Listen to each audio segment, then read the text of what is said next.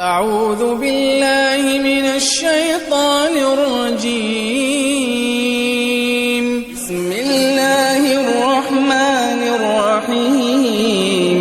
وما خلقت الجن والإنس إلا ليعبدون ما أريد منهم من رزق وما أريد أن يطعمون إن الله هو الرزاق ذو القوة المتين. پیش خدمت ہے شرح کتاب التوحید لفضیلۃ الشیخ عبداللہ ناصر رحمانی حافظہ اللہ. وقوله تعالى وأنه كان رجال من الإنس يعوذون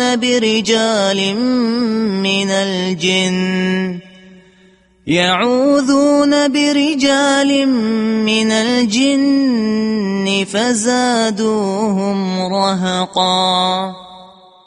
اب مطلق پناہ کیا ہے؟ مطلق پناہ دنیا کے امور، مرنے کے بعد انسان اکیلا ہوگا، قبر میں کون حفاظت کرے گا؟ اللہ کی پناہ طلب کرے. قیامت کی گھاٹیاں، خطرناک گھاٹیاں، کبھی وزن اعمال، کبھی پل صراط، اور وہ کبھی قنطرہ پر حقوق کا حساب، تنہا تنہا ان گھاٹیوں کو طے کرنے. تو اپنے خالق اور مالک کی پناہ طلب کرے ان تمام گھاٹیوں کے شر سے، اور بچاؤ کے لیے صرف اللہ ہی قادر ہے. اور آپ کہیں کہ یا پیر عبد القادر قبر میں بچانا، قیامت کے دن بچانا، اور فلاں گھاٹی میں بچانا، تو یہ پرلے درجے کا شرک ہوگا، شرک اکبر جو بندے کے کفر پر منتج ہوتا ہے. تو یہ استعاذہ پناہ جو ہے یہ بھی ایک امر عبادت ہے، اور ہر عبادت اللہ تعالی کے لیے ادا کرنا ضروری ہے. تو اللہ تعالیٰ ہی پناہ دینے والا ہے. تو استعاذہ پناہ طلب کرنا، آپ اپنے ہر معاملے میں جہاں بھی آپ کو شر کا اندیشہ ہو اپنے رب کی پناہ طلب کیا کریں.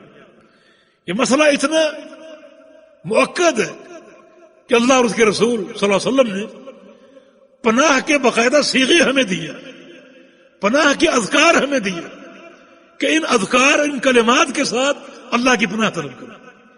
اس قدر یہ اہم معاملہ.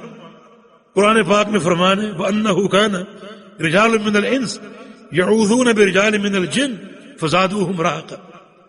کہ کچھ انسان پناہ طلب کرتے تھے کچھ جنوں سے.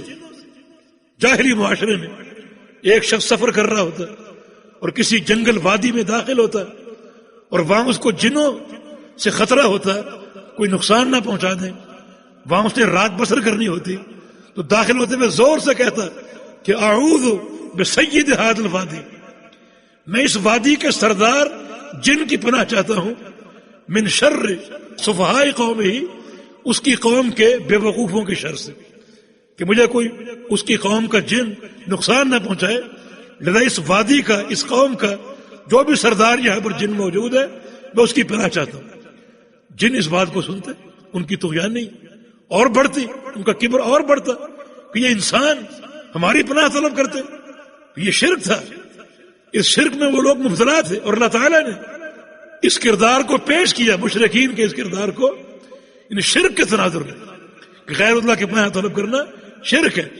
لہذا ہر وہ امر جس میں پناہ دینے پر صرف اللہ قادر ہے اس میں اللہ کی پناہ طلب کرنا یہ اللہ تعالیٰ کی عبادت ہے، اور غیر اللہ کی پناہ طلب کرنا یہ بڑا شرک ہوگا جو کہ ایک انسان کے لیے ہمیشہ کے لیے جہنم کے داخلے کا موجب ہے. وتعاونوا على البر والتقوى ولا تعاونوا على الإثم والعدوان واتقوا الله إن الله شديد العقاب.